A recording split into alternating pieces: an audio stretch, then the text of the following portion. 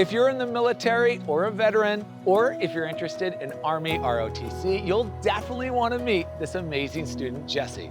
He's the perfect example of commitment, both to his major and to ROTC.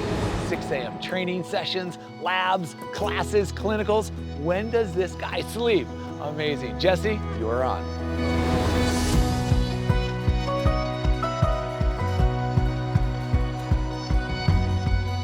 Thanks, Alex. Hi, everyone.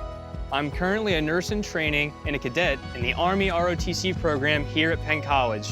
In ROTC, we are often taught the importance of health for both ourselves and our soldiers. In nursing, we are taught how to be empathetic and professional. The Army's written set of values aligns with many of the attributes and competencies that I, as a nurse, must possess. I have quite a hectic schedule, but Penn College makes my life a little bit easier by providing me with excellent instructors and my favorite, the Madigan Library. If I'm not in the library studying, then I am running on campus or completing a workout in the dorms. As a contracted cadet, my room and board is completely covered by the school.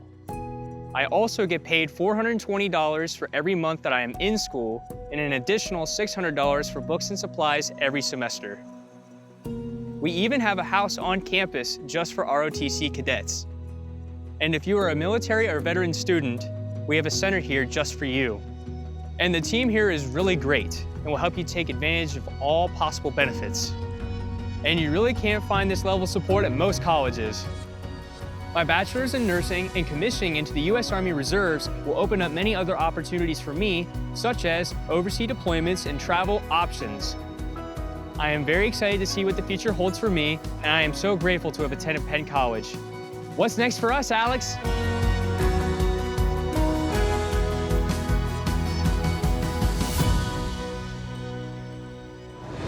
Now that's commitment.